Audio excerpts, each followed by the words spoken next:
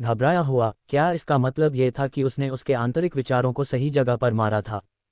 उसके दिल में एक गुप्त खुशी पनप रही थी, लेकिन जिया झेंग ने इस अवसर पर शायद ही कभी इस मामले को आगे बढ़ाया, क्योंकि वह जानता था कि लिन युआन पर बहुत अधिक दबाव डालना उसके स्वभाव को देखते हुए उल्टा पड़ सकता है। ये देखकर कि जिया झेंग बिना किसी और बहस के केवल एक शांत हंसी का आनंद ले रहा था, लिन युआन को अचानक बेचैनी महसूस हुई और उसने जल्दी से विषय बदल दिया। लियूजी कहाँ है? तुम चाय खुद क्यों लाए? मालिक ने उसे फूमन बिल्डिंग में वापस भेज दिया। जिया झेंग ने अपने हाथ में चायदानी उठाई। मैंने अभी अभी तुम्हारे पिता के लिए चाय पहुंचाई है। आपके लिए यह बेहतर होगा कि आप इसे स्वयं लेकर आएं। हालांकि जिया झेंग ने यह नहीं बताया कि उसने लियूजी को फूमन बिल्डिंग में वापस क्यों भेजा। लिन युआन ने अंतर्ज्ञान से अनुमान लगाया कि वह भोजन की व्यवस्था करने गया था। इसका उल्लेख किए बिना वह लगभग भूल ही जाती कि दोपहर के भोजन का समय हो गया है। वह अपनी दादी के साथ बातचीत में इतनी मग्न थी कि खाना बनाने का समय ही नहीं मिला। सौभाग्य से लैन हुआ और लाउडमाउथ के रसोई घर में होने के कारण श्रमिकों के दोपहर के भोजन के बारे में चिंता करने की कोई आवश्यकता नहीं थी। जैसे ही उसने जिया झेंग से चायदानी ली, लिन युआन को उसका भारी वजन महसूस हुआ। पूर्वी कमरा पुरुषों से भरा था, इसलिए वह अंदर जा सका, लेकिन पश्चिमी कमरे में महिलाएं थीं, इसलिए एक वयस्क पुरुष होने के नाते उसे बाहर बुलाना पड़ा। आश्चर्य की बात यह है कि युवा मालिक, जो आमतौर पर बहुत प्रसन्न रहते थे और केवल लाभ के बारे में ही सोचते थे, उन्होंने इतनी विचारशीलता और कोमलता से देखभाल दिखाए। लिन युआन की रसोई की ओर नजर पड़ते देख जिया झेंग ने उसकी आंखों के सामने अपना हाथ लहराया और अपनी छाती थपथपाते हुए कहा, रसोई की चिंता मत करो, बस बाद में खाने के लिए तैयार हो जाओ। लिन युआन ने कृतज्ञता भरी मुस्कान दी और कप और चायदानी को अंदर ले गया। उनके घर में कोई भी चाय नहीं पीता था। चाय की पत्तियां जिया झेंग स्वयं लाता था। अपनी दादी और चाची के लिए चाय डालते समय लिन युआन के मुंह के कोने अनायास ही सिकुड़ गए। उसे अचानक जिया झेंग के चेहरे पर वह पीड़ा भरी अभिव्यक्ति याद आ गई जब उसने एक दिन पहले श्रमिकों के लिए चाय बनाने के लिए उसकी चाय की पत्तियों का इस्तेमाल किया था।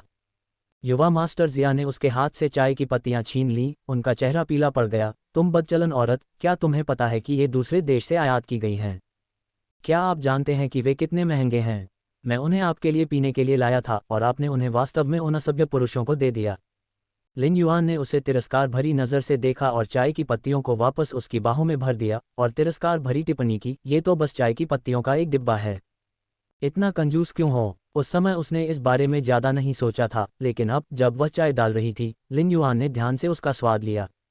सचमुच चाय असाधारण चिकनी और सुगंधित थी, यहाँ तक कि उसके जैसे व्यक्ति को भी, जिसे चाय पसंद नहीं थी, थोड़ा सा लार टपकाने पर मजबूर कर दिया। एक और सावधानीपूर्वक घूंट लेते हुए लिन युआन को अंदर ही अंदर पछतावा हुआ।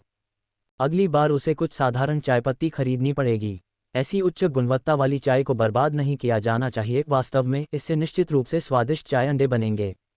पश्चिमी कमरे में लिन जियाक्सन और अन्य लोगों के साथ बातचीत करते हुए जिया झेंग को अचानक अपनी छाती में एक टीस महसूस हुई, जैसे किसी ने उसके शरीर से मांस का एक टुकड़ा काट दिया हो। जैसे ही दोपहर करीब आए, लियूजी एक गाड़ी लेकर वापस आया और उसने न केवल लगभग 10 खाद्य कंटेनर उतारे, बल्कि एक बड़ी मेज और कई लंबी बेंचें भी उतारीं। गाड़ी में सीमित स्थान होने के कारण एक नॉकडाउन टेबल का चयन किया गया और सौभाग्य से घर पर मौजूद श्रमिकों की मदद से टेबल को बिना किसी परेशानी के जोड़ दिया गया। लियूजी को डिब्बे के अंदर और बाहर कंटेनर और फर्नीचर ले जाते हुए देखकर लिन युआन ने एक बार फिर जिया झेंग के प्रति उसकी सतर्कता के लिए आभार महसूस किया। उनका घर अभी बनना शुरू ही हुआ था और उनके पास केवल 2 छोटी छोटी मेजें और बचे हुए सामान से बने कई छोटे स्टूल थे। आमतौर पर श्रमिक अपना भोजन ले जाते थे और खाने के लिए कोई स्थान ढूंढ लेते थे, इसलिए उन्होंने बड़ी मेजें और बेंचें लगवाने के बारे में नहीं सोचा था। इस प्रकार वह आज अपने दादाजी के परिवार के आगमन को लेकर चिंतित थी। न तो लैन हुआ और न ही सिस्टर गुइजी के परिवार के पास इतनी बड़ी मेज थी। पुराने लिन परिवार के घर में बड़ी संख्या में लोगों के भोजन करने के कारण ऐसी मेजें थीं, लेकिन वह किसी से ऐसी मेज उधार नहीं लेती थी।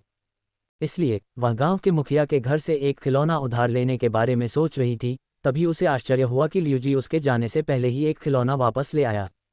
मेज और बेंच मुख्य कमरे में लगाए गए थे और भोजन के कंटेनरों में 30 से अधिक व्यंजन रखे गए थे, जिनमें गर्म व्यंजन, ठंडे व्यंजन, मुख्य व्यंजन और यहाँ तक कि मिठाइयाँ भी शामिल थीं। पूरी मेज पर परोसा गया भोजन तुरंत ही भूख बढ़ा देता है। लाउडमाउथ और लैन हुआ ने अपना भोजन पहले ही तैयार कर लिया था, इसलिए उस समय तक उन्होंने श्रमिकों को अपना दोपहर का भोजन शुरू करने की अनुमति दे दी थी। मूल रूप से लिन युआन ने यार्ड में टेबल स्थापित करने की योजना बनाई थी। यद्यपि उनका भोजन बहुत शानदार नहीं था, फिर भी वह उनके और श्रमिकों के बीच ऐसा भेद नहीं करना चाहती थी मानो वे श्रेष्ठ हों। लेकिन चीफ सन ने मेज को अंदर ले जाने पर जोर दिया और अंदर जाने के बाद वे कर्मचारियों को भोजन लाने के लिए रसोई घर में ले गए। ईमानदारी से कहें तो लिन युआन के घर का खाना पहले से ही सबसे अच्छा था जो उन्होंने अपने काम के दौरान खाया था, यहाँ तक कि शहर में किसी भी बॉस द्वारा दिए जाने वाले भोजन से भी बेहतर, जहाँ रोजाना सफ़ेद आटे की बंस भी नहीं दी जाती थीं। वे बहुत संतुष्ट महसूस कर रहे थे, तो फिर वे परिवार के साथ बिताए कीमती समय में दखल कैसे दे सकते थे। इससे कोई फर्क नहीं पड़ा कि चीफ सन इसमें शामिल नहीं हुए, और यहाँ तक कि लैनहुआ और लाउडमाउथ को भी वहाँ से जाने के बहाने मिल गए। लैनहुआ खाना खाने के लिए घर चली गई और लाउडमाउथ चुपचाप अपने बेटे के बगल में बैठ गई। उसने खुद के लिए जो खाना परोसा था, यहाँ तक कि उसने लिन युआन द्वारा लाया गया विशेष व्यंजन भी लौटा दिया।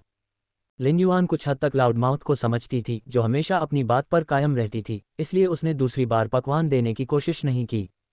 दादा लियू हुआइकिन सम्मान की सीट पर बैठे, जबकि लियू सिलियांग ने लिन जियाक्सिन को अपनी व्हीलचेयर पर बाहर ले गए।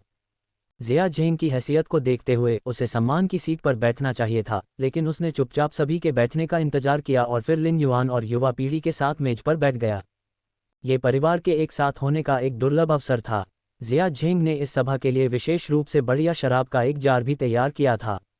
लिन जियाक्सिन, जो घायल हो गए थे और उन्हें शराब नहीं पीनी चाहिए थी, आज जश्न मनाने से खुद को नहीं रोक पाए। न तो लेडी लियू और न ही लिन युआन ने उसे रोका, हालांकि जिया झेंग ने उसे शराब डालते समय केवल एक कप पीने का निर्देश दिया था। लिन जियाक्सिन अपनी आंखों में हंसी भरते हुए जिया झेंग की ओर लगातार सिर हिलाते हुए उसे आश्वस्त कर रहा था, ठीक है, बस एक कप, बस एक कप। लिन युआन ने काफी आश्चर्यचकित होकर देखा। जितना अधिक वह देखती, उतना ही अधिक ऐसा लगता कि वह अपने दामाद के संबंध में ससुर जैसा व्यवहार कर रही है। लियू हुआइकिंग ने ज्यादा बात नहीं की, लेकिन जब जिया झेंग ने उन्हें टोस्ट की पेशकश की, तब भी उन्होंने एक बड़ा कप गटक लिया और जिया झेंग को देखकर मुस्कुराते हुए कहा, झेंग जिया, बुरा नहीं है, ये बच्चा बुरा नहीं है। लिन युआन ने लगभग अपनी चॉपस्टिक अपने गले में डाल ली। उसके दादाजी फिर से व्यंग्य कर रहे थे, यहाँ तक कि उन्होंने जानबूझकर जिया झेंग का नाम गलत बोला। उनका मूड असाधारण रूप से अच्छा था। वह सोच रही थी कि उस जिया झेंग ने पूर्वी कमरे में पुरुषों के साथ क्या बात की होगी कि उसने एक ही सुबह में इतने सारे दिल जीत लिए। अपने सबसे बड़े चाचा को जिया झेंग के साथ गिलास टकराते और शराब पीते देखकर लिन युआन बहुत उत्सुक हो गई। दूसरी ओर लेडी लियू और लियू लिमिन एक दूसरे को गुप्त निगाहों से देख रहे थे और एक दूसरे से फुसफुसा रहे थे। बहन, मैंने तुमसे कहा था कि यह बच्चा अच्छा है। देखो हमारे पिता उसे कितना प्यार करते हैं। वह अच्छा है, बहुत विचारशील है। ठीक है बहन, चिंता करना बंद करो। दाया बड़ा हो गया है। तुम्हें अपने गर्भ में पल रहे बच्चे की चिंता करनी चाहिए। ठीक है, तुम छोटे बदमाश। चलो, मुझे आंटी कहो और मैं तुम्हें एक क्रिस्टल मीट बॉल दूंगी। लेडी लियू ने हंसते हुए अपनी छोटी बहन की चंचल चॉपस्टिक्स को दूर फेंक दिया। उनका चेहरा मुस्कुराहट से चमक रहा था। लिन युआन अपने परिवार को खुशी और शांति में आनंद लेते हुए देखते हुए अपने भोजन को नाजुक ढंग से चबा रही थी। उसकी आंखें थोड़ी नम हो गईं। पुराने घर के उन दृश्यों की तुलना में, जहां महिलाओं को मेज पर भोजन करने की अनुमति नहीं थी, एक परिवार का जीवन ऐसा ही होना चाहिए। दोपहर के भोजन के बाद लिन युआन और उसकी चाची ने बर्तन और चॉपस्टिक साफ किए, लेकिन इससे पहले कि वे उन्हें धो भी पाती, उन्हें लाउडमाउथ ने घर के अंदर धकेल दिया। लिन युआन ने यह बात जोर से तो नहीं कही, लेकिन वह लाउडमाउथ की गर्मजोशी को महसूस कर सकती थी। उसे तेजी से बर्तन साफ करते देख लिन युआन ने अपने पति के बारे में सोचा, जिसने एक युवा विधवा के लिए अपने परिवार को छोड़ दिया था, और उसने एक बार फिर महसूस किया कि यह उस आदमी के लिए दया की बात थी। इतनी अच्छी पत्नी को नज़रअंदाज करना कितना बेकार है। पश्चिमी कमरे में लेडी फैन ने अपने साथ लाया हुआ बड़ा बंडल खोला, जो नए बने छोटे सूती गद्देदार जैकेट और बिस्तर से भरा था। सभी चमकीले रंग के और देखने में बहुत अच्छे थे। ये पहली बार था जब लिन युआन ने इतने छोटे कपड़े और बिस्तर देखे थे। उसने उत्सुकतावश उन्हें अपने हाथों में लिया, उन्हें छुआ और पाया कि वे नर्म और गर्म थे, उनमें एक भी गांठ नहीं थी। एक शिशु निश्चित रूप से इन्हें पहनकर बहुत आरामदायक महसूस करेगा। ये कपड़े और पैंट आपकी सबसे बड़ी भाभी ने बनाए हैं और ये छोटे बेलीबैंड दूसरे भाई के परिवार ने बनाए हैं। उसका स्वास्थ्य ठीक नहीं है, इसलिए वह बच्चे के लिए केवल कुछ ही बेलीबैंड बना सकी। ये बिस्तर आपकी माँ ने बनाए हैं, लेडी फैन ने कहा, एक एक करके सामान निकालते हुए और लेडी लियू को समझाते हुए, जब तक कि वह बंडल के नीचे नहीं पहुंच गई और उसने 2 जोड़ी सूती मोजे निकाल लिए। लेडी फैन अपनी हंसी रोक नहीं सकी और छोटे मोजे हिलाते हुए बोली, ये आपकी बहन ने बनाए हैं। लियू लिमिन का चेहरा एक पल में काला पड़ गया। वह सिलाई के बारे में सचमुच अनभिज्ञ थी। इन कुछ मोज़ों को बनाने में भी उसे कई रातें लग गईं, जिससे उसकी उंगलियों में छेद हो गए। लेडी लियू ने मुस्कुराते हुए अपनी माँ के हाथों से मोजे ले लिए और उन्हें सावधानीपूर्वक अन्य छोटे कपड़ों और पैंटों के साथ रख दिया। गुणवत्ता की परवाह किए बिना, ये सभी उसके परिवार के स्नेह के प्रतीक थे। वह उन्हें कैसे खारिज कर सकती थी? लिन युआन ने सावधानीपूर्वक बंडल को बांधा और उसे लेडी लियू द्वारा पहले से बनाए गए छोटे बिस्तरों के साथ रख दिया। अब चूंकि उसकी मां 8 महीने की गर्भवती थी, हालांकि उसने कभी बच्चे को जन्म नहीं दिया था, फिर भी उसे 10 महीने की गर्भावस्था के बारे में पता था। इसके अलावा लाओ फैन ने उसे गुप्त रूप से बताया था कि गर्भावस्था के दौरान लेडी लियू की कमजोर शारीरिक संरचना और अपर्याप्त पोषण के कारण, और बाद में उन्हें पोषण देने के लिए लिन युआन के सर्वोत्तम प्रयासों के बावजूद, पूर्ण अवधि का प्रसव अभी भी मुश्किल होगा और समय से पहले जन्म होने की संभावना है। यही कारण है कि लिन युआन घर के निर्माण में तेजी लाने के लिए इतना उत्सुक था। हालांकि आपका अपनी सास के साथ रिश्ता खराब रहा है, लेकिन कम से कम पिछले प्रसव के दौरान वह आप पर नजर रखती थी। लेकिन अब जब रिश्ता टूट गया है तो आपके पास केवल कुछ ही बच्चे होंगे। मैं सचमुच चिंता करना बंद नहीं कर सकती, लेडी फैन ने कहा, उसकी आंखों से आंसू बहने लगे। लेडी लियू ने अपनी मां के खुरदुरे हाथों को मजबूती से पकड़ लिया, क्योंकि वह जानती थी कि वह उससे अलग होने को तैयार नहीं है। उसने भी अपनी आंखें नम महसूस की और जल्दी से उसे दिलासा दिया, मां, चिंता मत करो। क्या मैंने तुम्हें नहीं बताया? जिस बूढ़े व्यक्ति ने जियाक्सिन के पैर का इलाज किया वह एक दिव्य चिकित्सक है। जब वह सब कुछ संभाल लेंगे तो मुझे यकीन है कि मैं ठीक हो जाऊंगी। लेडी फैन ने आह भरी, भले ही वह एक दिव्य डॉक्टर है, फिर भी वह एक आदमी है। प्रसव है। लिन युआन ने बंडल पैक करना समाप्त किया और अपना छोटा सा सिर लेडी फैन की बाहों में टिका दिया, बच्चों जैसी आवाज में कहा, दादी, अगर आप चिंतित हैं तो आप क्यों नहीं रुकती? मैं सचमुच तुम्हारे साथ एक ही रजाई में दुबकना चाहता हूँ। उसके बचकाने से लगने वाले शब्दों ने वास्तव में लेडी लियू की आंखों में चमक ला दी, लेकिन वे शीघ्र ही फिर से मंद पड़ गईं। बेशक वह चाहती थी कि उसकी मां यहीं रह जाए। अब चूंकि वे अकेले रह रहे थे, इसलिए उन्हें दूसरों की भावनाओं पर विचार करने की आवश्यकता नहीं थी। लेकिन अपने परिवार के घर में बीमार दूसरे भाई और अपनी सबसे बड़ी भाभी के 2 छोटे शरारती बच्चों के बारे में सोचकर लेडी फैन चाहकर भी वहां नहीं रुक सकी। लेडी फैन ने भी स्वाभाविक रूप से यही सोचा। वह मुस्कुराई और लिन युआन के सिर पर हाथ फेरा। वह अपना सिर हिलाने ही वाली थी कि उसकी सबसे बड़ी बहू झाओ सूक्सिन ने कहा, माँ, घर के मामलों की चिंता मत करो। अभी बड़ी बहन को किसी की ज़रूरत है, इसलिए तुम कुछ देर हमारे साथ रहो। मैं यहाँ घर पर हूँ, कुछ भी गलत नहीं होगा। लेडी फैन को अपनी सबसे बड़ी बहू पर भरोसा था, लेकिन वह अपने बीमार दूसरे बेटे के परिवार और अपने परिवार के बीच चयन नहीं कर सकती थी। दोनों ही उसे प्रिय थे। लेडी फैन को अभी भी हिचकिचाते हुए देखकर लिन युआन ने जियो लिनशुन के साथ एक नज़र का आदान प्रदान किया, जो मीठा केक खा रहा था। छोटा बच्चा सहयोग कर रहा था। उसने मीठा केक लेडी फैन के मुंह के पास रखा और नर्म, चिपचिपी आवाज में विनती की, श्वांगेर दादी को पसंद करता है, वह नहीं चाहता कि दादी चली जाएं। खाओ दादी, खाओ। लेडी फैन का दिल तुरंत पिघल गया और उन्होंने सहमति में मुस्कुराते हुए सिर हिलाया। अपनी मां को रुकने का निर्णय लेते देख लियू लिमिन की नज़रें इधर उधर घूम गईं और वह भी रुकने के लिए मचल उठी। घर पर उसकी मां नहीं थी। उसे यकीन था कि अगर वह वापस गई तो उसके पिता उसे लगातार पति ढूंढने के लिए परेशान करेंगे। यद्यपि वे रुकने के लिए सहमत हो गए थे, क्योंकि लेडी लियू के बच्चे के जन्म में 1 महीने से अधिक का समय था। लेडी फैन और उनकी बेटी शुरू में कुछ दिनों के लिए अपनी बेटी के घर पर रहेंगी, फिर जन्म के करीब उसकी प्रसव अवधि के दौरान उसकी देखभाल करने के लिए वापस आ जाएंगी। कुछ दिन रुकने का विचार ही लेडी लियू को बहुत खुश करने के लिए पर्याप्त था। लिन परिवार में विवाह के बाद से उसे अपने मायके जाने का अवसर ही नहीं मिला, अपनी मां के साथ रहने का तो सवाल ही नहीं उठता। अतीत में लेडी फैन लेडी यांग के कारण केवल 10 दिनों के लिए ही कारावास की अवधि के दौरान मदद करने के लिए रुक सकती थी, लेकिन अब जब लेडी यांग उसे ठंडा कंधा देने के लिए वहां नहीं थी, तो लेडी फैन जब तक चाहे तब तक रह सकती थी। चूंकि लेडी फैन और उनकी बेटी वहीं रुकने वाली थी, इसलिए लिन युआन को जल्दी से पूर्वी कमरे में जाना पड़ा और अपने दादाजी और अन्य लोगों को पहले से सूचित करना पड़ा। जैसे ही वह पूर्वी कमरे के द्वार पर पहुंची, उसने अंदर कई लोगों को जोर जोर से हंसते हुए सुना, जो स्पष्ट रूप से बहुत उत्साहित थे, और उसके सबसे बड़े चाचा लगातार जिया झेंग की चतुराई और बुद्धिमत्ता की प्रशंसा कर रहे थे। उनकी बातचीत के बारे में जानने के लिए उत्सुक लिन युआन चुपके से उनके पास गया ताकि वह उनकी बातें सुन सके। लेकिन जैसे ही वह झुकी, पर्दा उठकर लगभग उसके चेहरे पर आ गिरा। जिया झेंग ने लिन युआन को चंचल भाव से देखा, क्योंकि पकड़े जाने पर उसका छोटा सा चेहरा लाल हो गया था। ये लड़की हर पल उसकी पसंद के अनुसार और अधिक आकर्षक होती जा रही थी। गला साफ करते हुए लिन युआन ने अपने लाल चेहरे के साथ अपने दादा से बात करने के लिए कमरे में प्रवेश करने से पहले सहजता से उनका अभिवादन किया। जब लिन जियाक्सिन ने सुना कि उसकी सास कुछ दिनों के लिए रुकने का इरादा रखती है, तो वह भी बहुत खुश हुआ। वह देख सकता था कि उसकी पत्नी को वर्षों से अपने घर की कितनी याद आती थी, और अब जबकि वह अपना ख्याल भी नहीं रख सकता था, वह जानता था कि उसकी पत्नी अपनी मां के आसपास रहकर बहुत खुश होगी। लेडी यान की अब उनके कानों में गूंज नहीं रही थी, इसलिए लियू हुआइकिंग भी चाहते थे कि उनकी पत्नी अपनी बेटी के साथ अधिक समय बिताए, इसलिए उन्होंने बिना किसी हिचकिचाहट के सहमति दे दी। हालांकि वह अपनी छोटी बेटी के रहने के विचार से काफ़ी नाखुश थे। आखिरकार एक 20 वर्षीय युवती का अपने बहनोई के घर पर रहना कुछ हद तक अनुचित था, खासकर जब घर के आसपास निर्माण कार्य में इतने सारे पुरुष काम कर रहे थे। लेकिन जब लिन युआन ने उसे समझाया तो जो अनुचित समझा जाता था वह स्वीकार्य हो गया। वह अपनी छोटी चाची को बहुत पसंद करती थी और उसके साथ अधिक समय बिताने की इच्छा रखती थी। लियू सिलियांग ने लिन युआन को विशेष रूप से निर्देश दिया कि जब लेडी फैन और उनकी बेटी वापस लौटना चाहें तो लिन फुबुई को ग्रामीणों को संदेश भेजना चाहिए और वह व्यक्तिगत रूप से बैलगाड़ी के साथ उन्हें लेने आएंगे। इससे पहले कि लिन युआन जवाब दे पाता, जिया झेंग ने बीच में कहा, बड़े चाचा को क्यों आना पड़ा?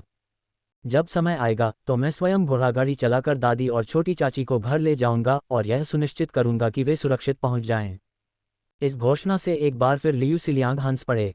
लिन युआन ने जिया झेंग की तरफ देखा जो उसे आंख मार रहा था और मुंह बना रहा था। देखो, ये लड़का कितनी मीठी मीठी बातें कर रहा था, बड़े चाचा को ऐसे संबोधित कर रहा था जैसे वह उसके अपने हो। इसमें कोई आश्चर्य नहीं कि उसने एक दिन से भी कम समय में दादा और बड़े चाचा का दिल जीत लिया था।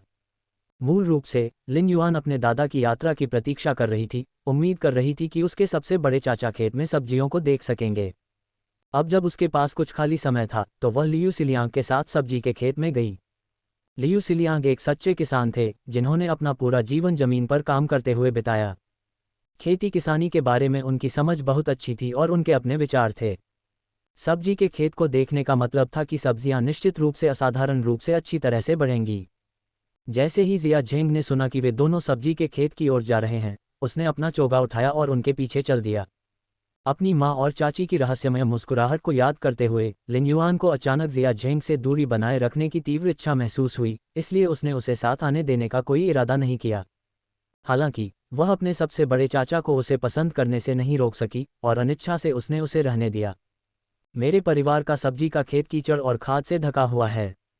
सर, आपको अपने महंगे कपड़ों का ध्यान रखना चाहिए, उसने ये शब्द कंधे पर फेंकते हुए कहा और एक कुदाल उठाकर दरवाजे से बाहर निकल गई।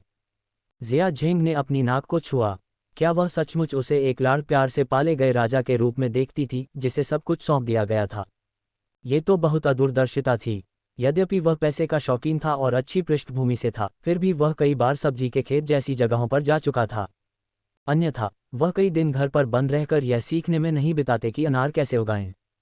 लियू सिलियांग ने मुस्कुराते हुए जिया झेंग के कंधे पर थपथपाया और धीरे से कुछ कहा। जिया झेंग की धुंधली आंखें अचानक चमक उठीं। पत्नी की तलाश करना कभी आसान नहीं था, है न? यह विचार आते ही जिया झेंग ने अपनी गति बढ़ा दी, लिन युआन के कंधे से कुदाल ले ली और खुशी से एक छोटी सी धुन गुनगुनाते हुए आगे बढ़ गया। लिन युआन उसका पीछा करने ही वाली थी कि तभी उसकी नज़र मुख्य सड़क पर लिन दाशुआन पर पड़ी। कई दिनों तक उसे न देख पाने के कारण लिन दाशुआन और भी अधिक दुखी दिखाई दिया।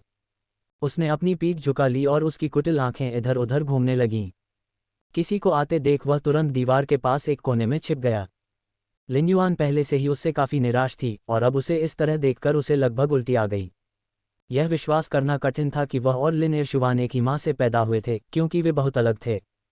युवान युवान, क्या हुआ? लियू सिलियांग ने लिन युआन के चेहरे के रंग में बदलाव देखा और उसकी निगाहों का पीछा किया, लेकिन तब तक लिन दाशुआन छिप चुका था और नज़रों से ओझल हो गया था। लिन युआन ने मन ही मन उपहास किया और अपने चाचा से सहजता से कहा, बस एक खुजली वाला कुत्ता है, और वह उन्हें सब्जी के खेत की ओर ले गई। लिन दाशुआन तभी कोने से बाहर आया जब तीनों काफ़ी दूर चले गए थे। उसकी पहले की कुटिल आंखें अब दुर्भावनापूर्ण इरादे से चमक रही थीं। छोटे आपदा स्टार, तुम बस प्रतीक्षा करो। अगर मुझे अपना बदला नहीं मिला तो आप मेरा नाम लिन दाशुआन उल्टा लिख सकते हैं। कई दिनों से सब्जी के खेत में न जाने के कारण लिन युआन ने देखा कि उसकी सब्जियां काफ़ी बढ़ गई थीं, लेकिन धिक्कार है, वहां से वे लोग मेरी सब्जियां फिर से बर्बाद करने आए होंगे। हमने अपने रिश्ते तोड़ लिए हैं, फिर भी वे अभी भी मेरी सब्जियों की लालसा रखते हैं। कई गोभी को रौंद दिया गया था और सड़ गया था, जो कभी एक साफ सुथरी सब्जी की क्यारी थी, और कई युवा अंकुर भी आकार से बाहर हो गए थे। इसमें कोई आश्चर्य नहीं कि लिन युआन क्रोधित थी। उसने प्रत्येक सब्जी को स्वयं सावधानीपूर्वक लगाया था और पुराने निवास से आए कृतघ्न भेड़ियों द्वारा उन्हें नष्ट होते देखना उसे बहुत क्रोधित कर रहा था।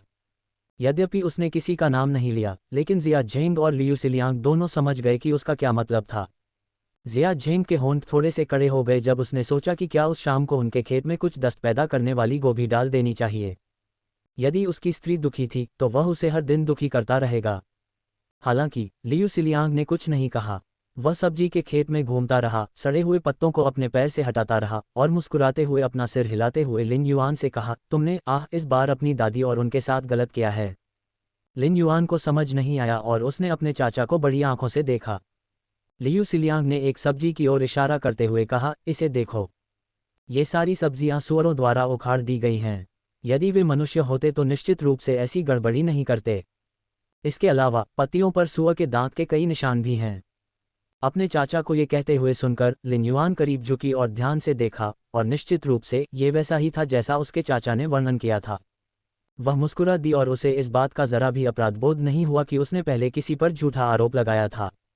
आखिरकार लेडी यांग और अन्य लोगों ने पहले भी कई बार सब्जियां चुराई थीं, तो एक और झूठा आरोप क्या था। बगल में जिया झेंग ने अपनी ठोड़ी को सहलाया, उसका मुंह अफसोस से नीचे हो गया। अब वह उन लोगों को दस्त होते हुए नहीं देख पाएगा। क्या रास्ता है। हालांकि ये देखते हुए कि सुअर सब्जियों को उखाड़ने के लिए आ गए थे, लिन युआन की बाड़ की मरम्मत की योजना को आगे बढ़ाना पड़ा। लियू सिलियांग ने उसे ये भी बताया कि खेतों के विपरीत सब्जी का खेत जंगली सुअरों और कुत्तों के लिए सबसे अधिक संवेदनशील है, जो आसानी से चोरी करने और खाने के लिए अंदर घुस सकते हैं। इसके अलावा शरद ऋतु आ गई थी और मौसम ठंडा हो रहा था। पशुओं को भोजन नहीं मिल पाता था और वे सब्जियों के खेतों में जाकर फसलों को उखाड़ने लगते थे। लिन युआन स्वाभाविक रूप से इसे समझती थी, लेकिन एक युवा लड़की के रूप में वह ये चीजें नहीं कर सकती थी।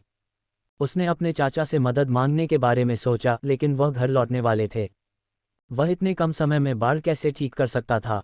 मैं तुम्हारे दादा दादी को घर ले जाने के बाद कल सुबह जल्दी आकर बाढ़ की मरम्मत में तुम्हारी मदद करूंगा, लियू सिलियांग ने वादा किया और लिन युआन से बात करते हुए लापरवाही से एक खरपतवार उखाड़ ली। ऐसा नहीं चलेगा अंकल। लिन युआन और जिया झेंग दोनों ने उसे रोक दिया। इस तथ्य को अलग रखते हुए कि लियू सिलियांग के पास घर पर अपने स्वयं के काम थे, लियू परिवार के गांव से लिन परिवार के खोखले तक की दूरी ही उसे थका देने के लिए पर्याप्त थी। लेकिन उसके चाचा के बिना ये काम और कौन कर सकता था।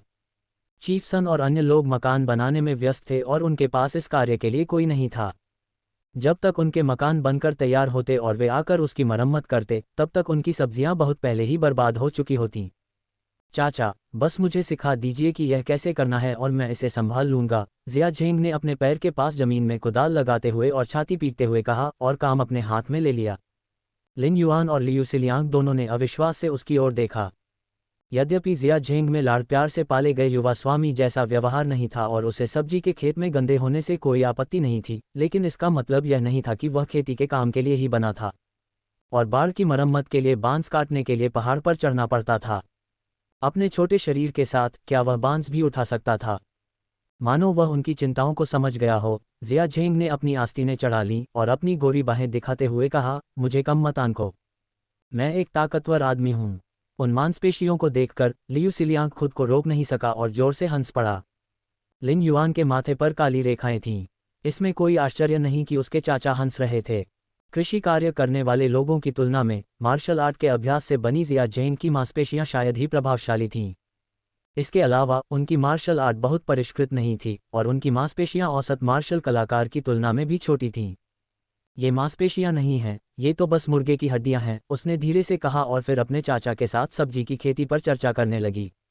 जिया झेंग ने जब देखा कि दोनों उसे नज़रअंदाज कर रहे हैं, तो उसने अपनी बांह की ढीली त्वचा को चुटकी से दबाया और मुंह बनाते हुए कहा, हालांकि मैं बिग ब्रदर की मांसपेशियों से मेल नहीं खा सकता, लेकिन मेरे पास भी मांसपेशियां हैं। कोई फायदा नहीं, जब मैं वापस आऊंगा तो मुझे बिग ब्रदर के साथ मार्शल आर्ट का अभ्यास करना होगा। यहाँ तक कि वह बदतमीज लड़की भी मुझे नीची निगाह से देखती है। इस बीच राजधानी शहर में एक बड़ा भाई शर्टलेस था, सैनिकों को प्रशिक्षण देते समय अपनी मजबूत मांसपेशियों को दिखा रहा था। अचानक उसकी नाक में खुजली महसूस हुई, उसने उसे रगड़ा और मन ही मन गुनगुनाया, कितनी उबाऊ कवायद है। दूसरे भाई के साथ बाहर जाकर खेलना बहुत मज़ेदार है। लियू सिलियांग वास्तव में खेती में एक विशेषज्ञ थे और लिन युआन को कुछ ही शब्दों में उन्होंने अच्छी सब्जियां उगाने के बारे में स्पष्ट रूप से बताया था। जब लिन युआन ने सुना तो वह प्रभावित हुए बिना नहीं रह सकी। इस बीच जिया झेंग ने अचानक हस्तक्षेप किया, अंकल, क्या आप जानते हैं कि ग्राफ्टिंग कैसे की जाती है? ग्राफ्टिंग। लिन युआन ने एक भौं उठाए और फलशी लियू के बारे में हुई बातचीत को याद किया, जिसका उसने कुछ दिन पहले जिया झेंग से मजाक में जिक्र किया था। क्या ऐसा हो सकता है कि इस आदमी ने अभी भी शी लियू को जाने नहीं दिया है? लियू सिलियांग का कुछ कुछ सांवला चेहरा जम गया और उसने घबराहट में अपना सिर हिलाया। जिया झेंग ने जल्दी से लियू सिलियांग को वही दोहराया जो लिन युआन ने उसे बताया था, और यहाँ तक कि अपने व्यक्तिगत प्रयोगों का भी विस्तार से वर्णन किया, असफलताएं, क्या सामग्री की आवश्यकता थी, इत्यादि। लिन युआन ने आश्चर्य से सुना और अंदर ही अंदर आश्चर्यचकित हुआ कि वह कितना सतर्क और गंभीर था। उसने यह बात यूं ही कह दी थी, उसे कभी उम्मीद नहीं थी कि वह वास्तव में इतना प्रयास करेगा। हालांकि यदि ग्राफ्टिंग सफल हो सके तो निश्चित रूप से कई अलग अलग फल उगाए जा सकेंगे, जैसे कि वर्तमान में उपलब्ध खुबानी की तुलना में बहुत बड़े आकार के खुबानी या सेब नाशपाती जिनका स्वाद वर्तमान नाशपाती से बेहतर होगा।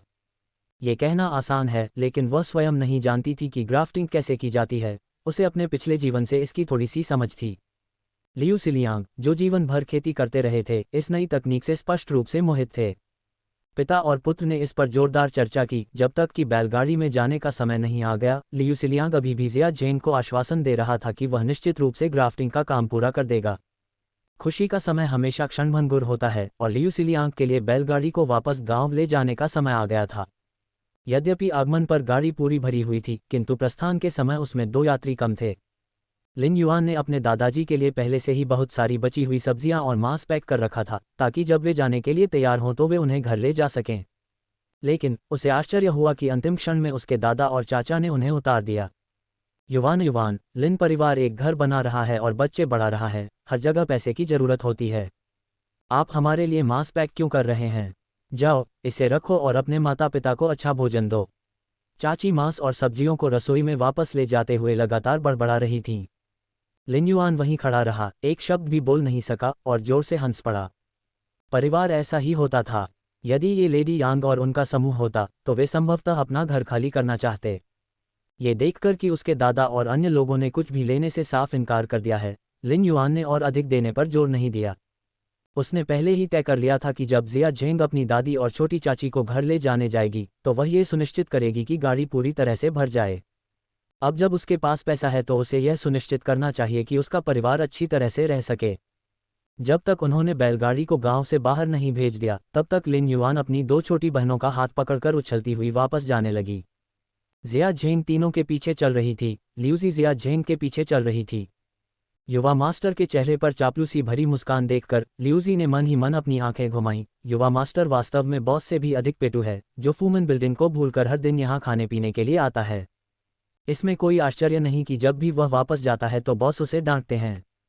क्योंकि जिया झेंग एक दुकानदार बन गया था और वह लाओ फैन की लगातार परेशान करने वाली उपस्थिति से तंग आ गया था, उसने फूमन बिल्डिंग की सारी जिम्मेदारियां लाओ फैन पर डालने का फैसला किया।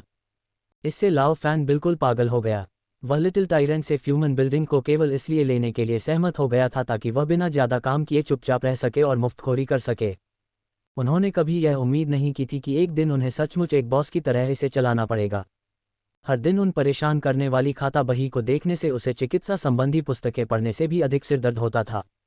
लिन वी और शियाओ लिनशुंग तेजी से दौड़े और जल्द ही लिन युआन और शिया झेंग को बहुत पीछे छोड़ दिया।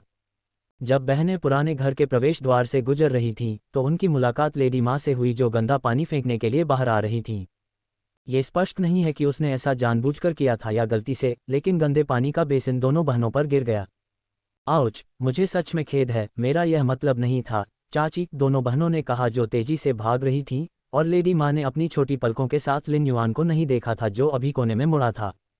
उसने भीगी हुई लड़कियों की ओर एक ऐसी मुस्कान से देखा जो वास्तव में मुस्कान नहीं थी, बेसिन से बची हुई बूंदें झाड़ दी और वापस अंदर जाने के लिए मुड़ गई। लिन युआन उसे छोड़ने वाला नहीं था। चाची, मुझे याद नहीं आता कि हमारे लिन परिवार में ऐसी कोई चाची थी। लेडी माँ, अपनी प्रशंसा मत करो। हमारे परिवार को घर बनाते और अच्छा करते देखकर आप हमारे साथ रिश्तेदारी का दावा करने के लिए इंतजार नहीं कर सकते थे।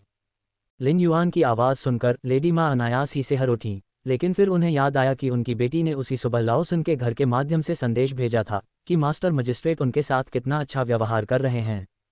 तब उसे कोई डर नहीं लगा। किसने कहा कि एक बार मास्टर मजिस्ट्रेट के दरवाजे में प्रवेश करने के बाद आपको गिड़गिड़ाना पड़ेगा? उसकी सीयू को मास्टर मजिस्ट्रेट का इतना समर्थन प्राप्त था कि अब गर्भवती छोटी उपपत्नी भी उसकी तरह अनुग्रहित नहीं थी। अपनी बेटी के बारे में सोचते हुए लेडी माँ की रीढ़ तुरंत सीधी हो गई। रिश्तेदारी का दावा? जब मेरी सीयू अभी तक मास्टर मजिस्ट्रेट के घर में प्रवेश नहीं कर पाई थी, तो मैंने आपसे रिश्तेदारी का दावा करने की भी जहमत नहीं उठाई। अब जबकि मेरी सीयू को अनुग्रह प्राप्त हो गया है, तो क्या तुम सोचते हो कि मैं अब भी तुमसे चिपकी रहूंगी? क्या मजाक है? लेडी माँ को लगातार लिन सीयू का जिक्र करते हुए सुनकर लिन युआन को क्या समझ नहीं आया। ये पता चला कि लिन सीयू वास्तव में मास्टर मजिस्ट्रेट द्वारा बहुत पसंद किया गया था। इसमें कोई आश्चर्य नहीं कि लेडी माँ ने उससे बात करने का साहस किया। हालांकि लिन सीयू का पक्ष प्राप्त करना लिन युआन की अपेक्षाओं के अनुरूप था। लिन सीयू के रूप और आकर्षण की क्षमता का उल्लेख नहीं करना, लेकिन अकेले उसका कोमल और युवा व्यक्तित्व ही कामुक बूढ़े व्यक्ति द्वारा निश्चित रूप से पोषित किया जाना था। यह उपकार कुछ समय तक ही चला या जीवन भर, यह अलग बात है। ओह, तो आपकी बेटी एक छोटी उपपत्नी के रूप में इतना अच्छा काम कर रही है कि उसने मास्टर मजिस्ट्रेट का पक्ष जीत लिया है। लिन युआन के मुंह से सब कुछ अलग लग रहा था। लेडी माँ को बात समझने में देर लगी और उन्हें लगा कि उस बयान में कुछ गड़बड़ है, लेकिन इससे पहले कि वह कुछ प्रतिक्रिया दे पाती, उन्होंने लिन युआन को अचानक अपने जूतों की ओर इशारा करते और जोर से हंसते हुए सुना। हाँ, छोटी उपपत्नी की माँ, अगर आपकी बेटी ने मास्टर मजिस्ट्रेट का दिल जीत लिया है, तो वह आपको ऐसे जूते पहनकर बाहर क्यों जाने दे रही है जिसमें आपके पैर की उंगलियां दिख रही हैं? हाँ, क्या आपकी बेटी अब भी आपसे नाराज है कि आपने उसे उसके भाइयों के भविष्य की खातिर बेच दिया? ऐसा बिल्कुल नहीं है। लेडी माँ ने पछतावे से अपने पैर समेट लिए। उसके जूते ठीक थे, लेकिन सीयू से शायद गलती हो गई और वह उसके लिए एक साइज छोटा जूता ले आया। वह उन्हें पहनना नहीं चाहती थी, लेकिन वे इतने सुंदर थे कि वह खुद को रोक नहीं सकी। किसने सोचा होगा कि इन्हें सिर्फ एक सुबह पहनने के बाद उसके पैर की उंगलियां बाहर निकल आएंगी? क्या ये वैसा ही हो सकता है जैसा लिटिल डिजास्टर स्टार ने सुझाया था कि सीयू ने उसके प्रति नाराजगी रखी और जानबूझकर उसे छोटे जूते पहनने को दिए? नहीं, ऐसा नहीं हो सकता। वह उसकी प्यारी बेटी थी, जिसे वह बचपन से ही बहुत प्यार करती थी। वह इतनी छोटी सी बात पर अपनी माँ से कैसे द्वेष रख सकती है? तुम छोटे आपदा स्टार, मेरे और मेरी बेटी के बीच दरार डालने की कोशिश करना बंद करो। चले जाओ, हम तुम्हारा स्वागत नहीं करते। लेडी माँ असुरक्षित महसूस कर रही थी और लिन युआन के साथ बहस करने में असमर्थ थी, इसलिए उसने उसे भगाना शुरू कर दिया। लेकिन लिन वेई और जियो लिनशून के कपड़े उस तरह गंदे नहीं हो सकते, उन्हें लेडी लियू ने खुद सिलाई करके बनाया था। जियो लिनशून ने अपना छोटा सा मुंह बनाया, लगभग परेशानी से रोने लगी। आपका परिवार? मैं निश्चित रूप से आपके परिवार के पास नहीं गई थी। लिन युआन अपनी दोनों बहनों का हाथ पकड़कर कुछ कदम और करीब आए और लेडी माँ की ओर एक प्रभावशाली निगाह से देखा। यह एक सार्वजनिक सड़क है और मेरी बहनें आपको उकसाने के लिए आपके घर नहीं गई थीं।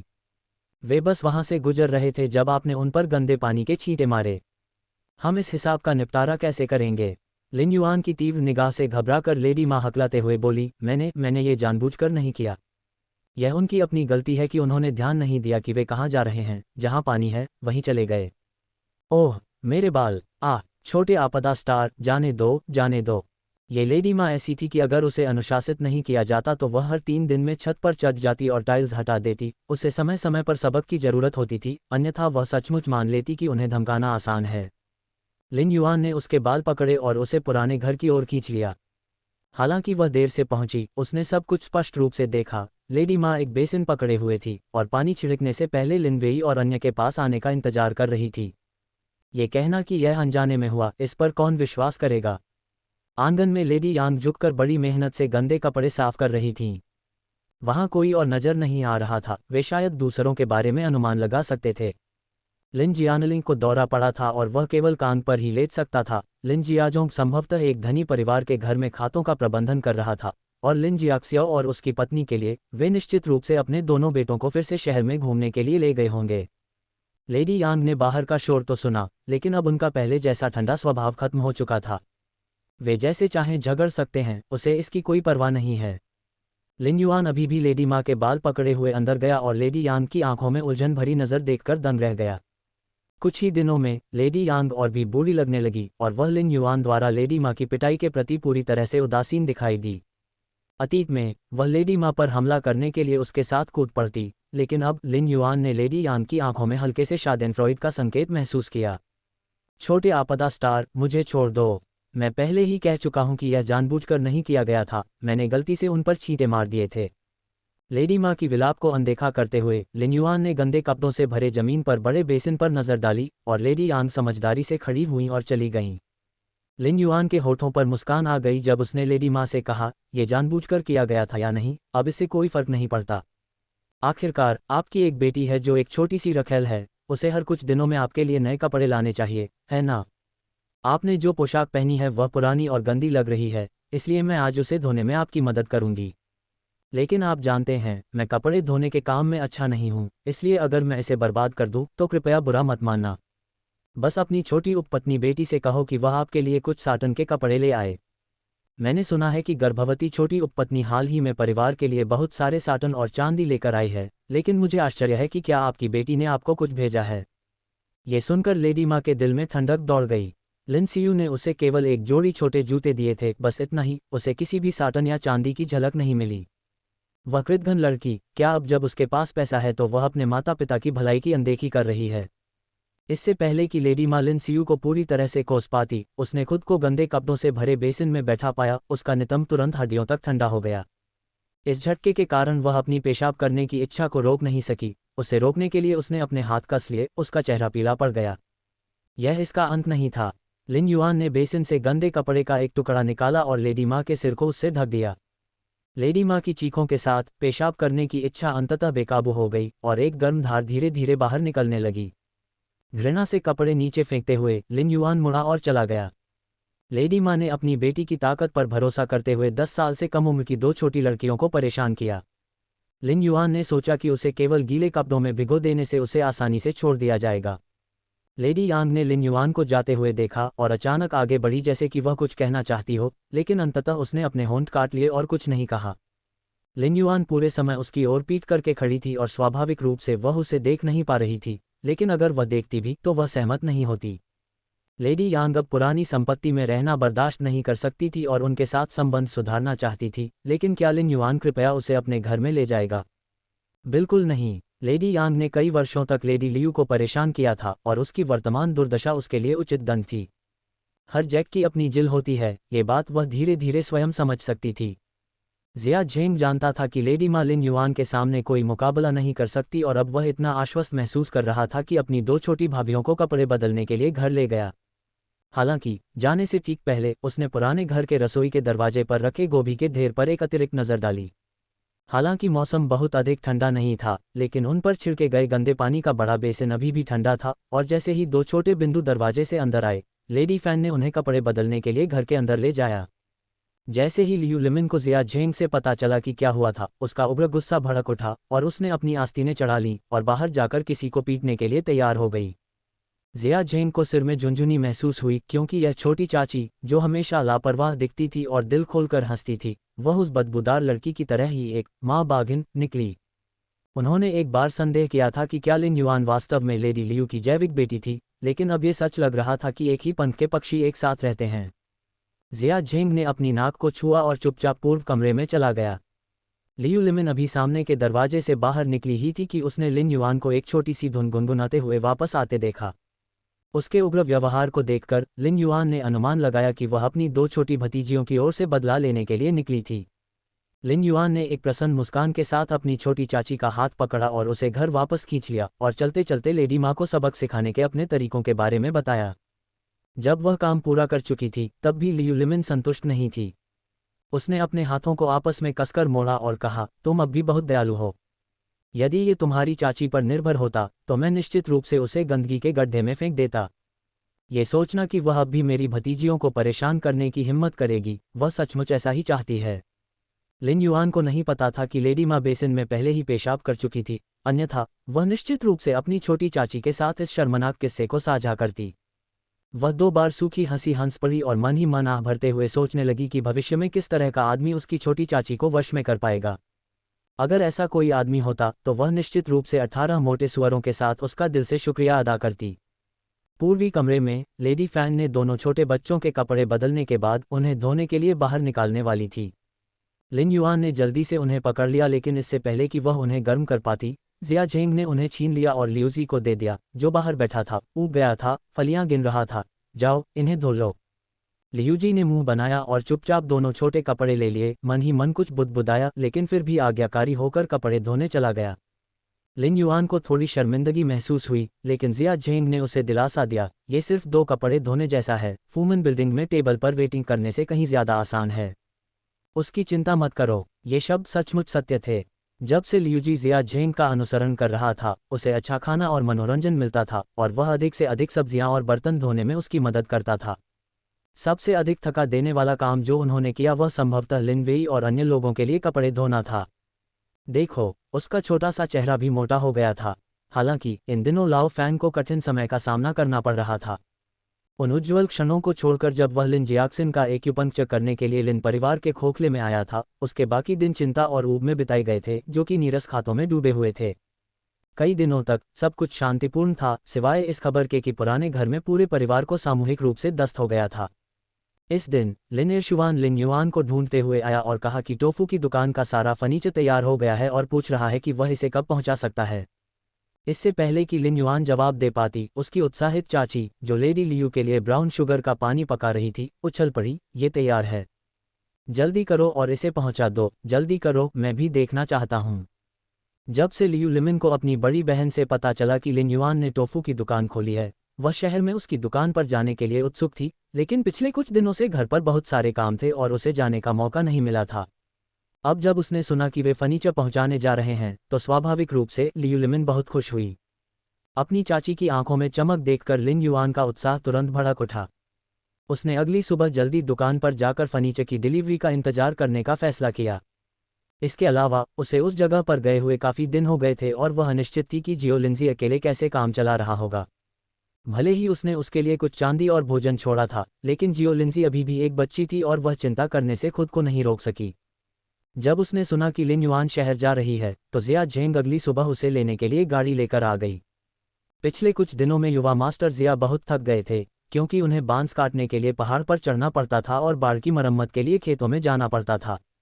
यद्यपि उन्होंने मार्शल आर्ट का कुछ प्रशिक्षण लिया था, फिर भी उन्हें छोटी उम्र से ही लाड़ प्यार दिया गया था और वे कठिन परिश्रम के आदी नहीं थे। सौभाग्य से सब्जी का बगीचा बड़ा नहीं था और मरम्मत के लिए ज्यादा बाढ़ भी नहीं थी, इसलिए वह थका नहीं था। लेकिन जो बात कही जानी थी वह ये थी कि यद्यपि जिया झेंग बातें तो बहुत अच्छी करता था, लेकिन वह काम करवाने में भी बहुत अच्छा था। यद्यपि यह बाड़ की मरम्मत करने का उनका पहला अवसर था, फिर भी उन्होंने इसे बहुत मजबूत बनाया तथा प्रत्येक बांस के डंठल को एक समान रूप से काटा।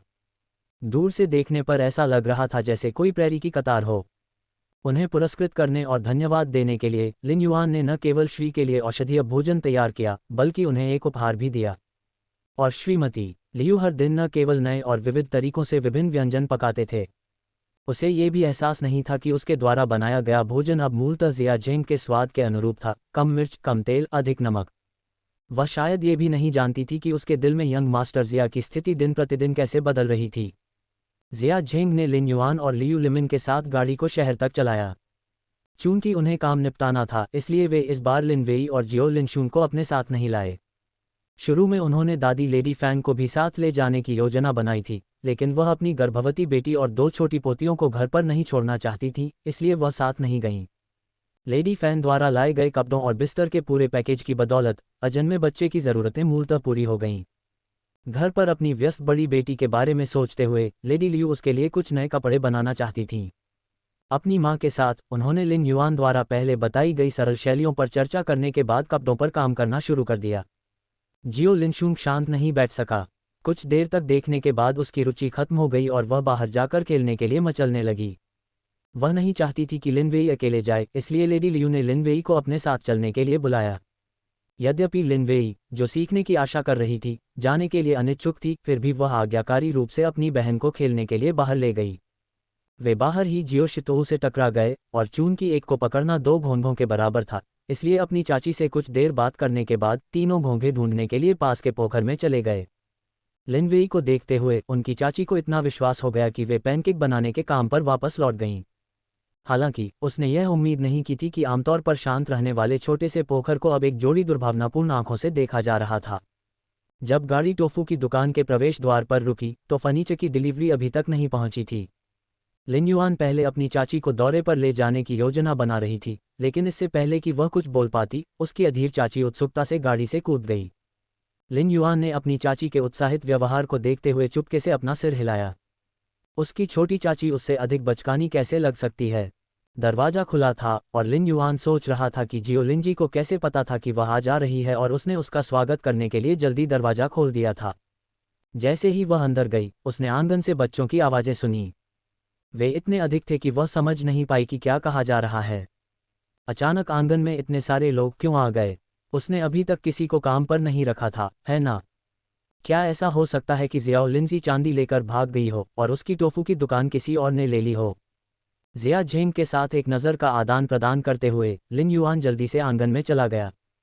जैसे ही वह सामने वाले हॉल से गुजरी, लिन युआन कुछ बार इधर उधर देखने से खुद को रोक नहीं सकी। पिछली बार जब वह गई थी, उसके विपरीत इस बार सामने वाला हॉल विशेष रूप से साफ था, संभवतः इसलिए क्योंकि जियो लिंजी ने इसे साफ किया था। और यह सिर्फ सामने वाला हॉल नहीं था, पीछे वाला हॉल भी वैसा ही था।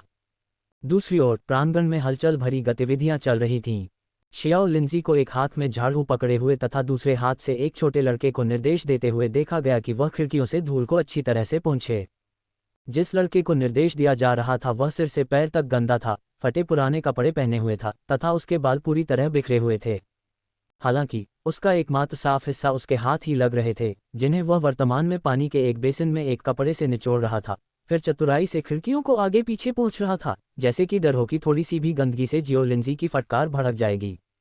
वहां ऐसा सिर्फ एक बच्चा नहीं था, आंगन में करीब 1 दर्जन बच्चे थे। कुछ झाड़ू से सफाई कर रहे थे तो कुछ कूड़ा फेंकने के लिए बाल्टियां लेकर चल रहे थे।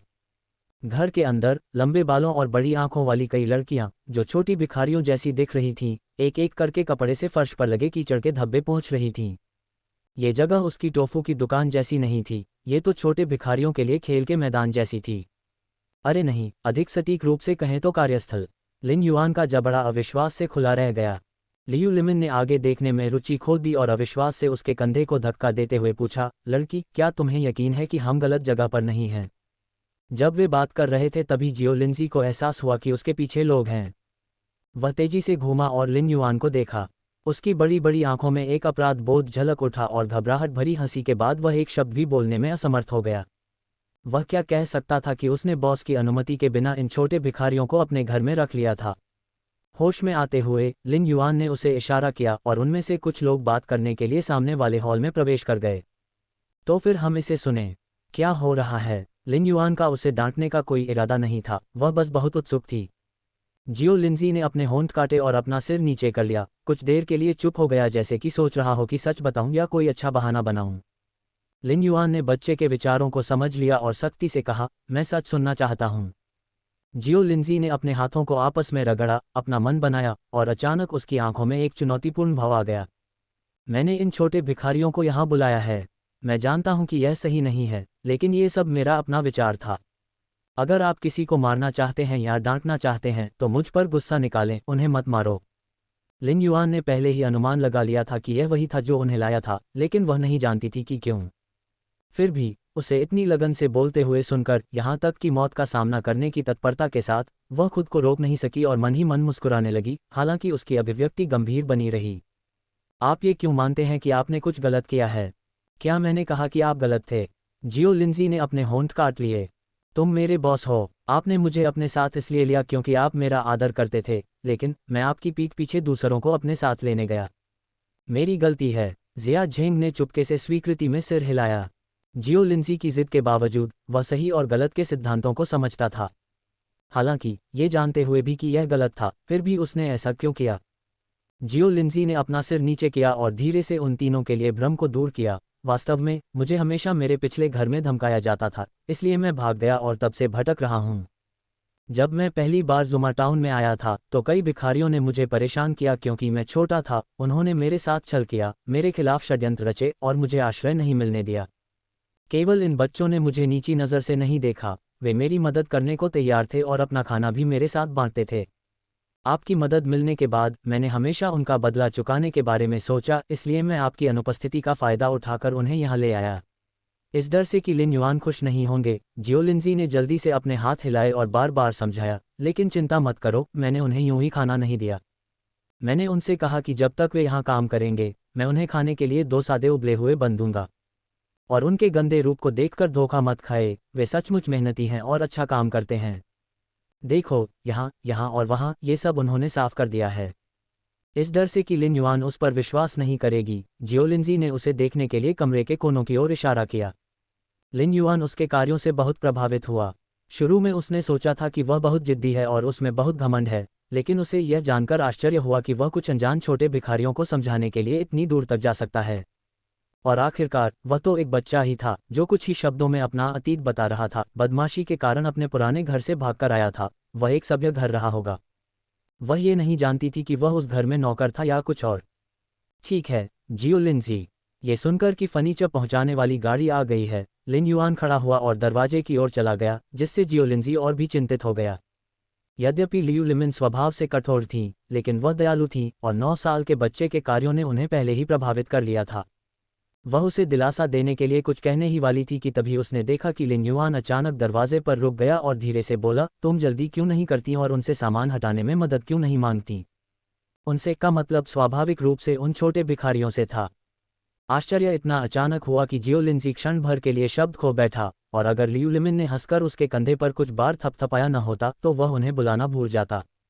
बच्चे झाड़ू लगाने और सफाई करने में तो अच्छे थे, लेकिन फर्नीचर हिलाने के लिए अभी भी बहुत छोटे थे। लिन युआन ने उन्हें चीजें हिलाने के लिए सिर्फ जियो लिंजी को मानसिक शांति देने के लिए कहा था। लेकिन छोटे भिखारियों को रखना सिर्फ जियाओ लिंजी के लिए नहीं था। उसने अपनी आंखों से इन बच्चों की भूख और उदासी देखी थी जब उसने उन्हें रोटी दी थी, इसलिए उसके मन में उनकी मदद करने की अतिरिक्त इच्छा भी थी। हालांकि दयालु होने का मतलब यह नहीं था कि वह अंधाधुंध उदार थी, जो बच्चों की मदद के लिए अपनी चांदी मुफ्त में देने को तैयार थी, क्योंकि इससे केवल इन बच्चों को ही नुकसान होता। इसलिए फर्नीचर को स्थानांतरित करने के बाद लिन युआन ने जियो लिंजी के साथ गंभीर बातचीत की। उन्होंने स्पष्ट कर दिया कि कोई भी बच्चा जो अच्छे चरित्र का, मेहनती हो तथा टोफू की दुकान पर सहायक के रूप में काम करने के लिए तैयार हो, उसे स्वीकार किया जा सकता है तथा उसे नियमित मासिक वेतन दिया जाएगा। ये सुनकर जियो लिंजी ने तुरंत उसके द्वारपाल के रूप में कार्य करने और योग्य व्यक्तियों का चयन करने की इच्छा व्यक्त की। उसने देखा था कि जब वह दरवाजे से अंदर आई थी तो जियो लिंजी किस तरह से चीज़ों को नियंत्रित करता था, और वह इस मामले को उसे सौंपने में आश्वस्त थी।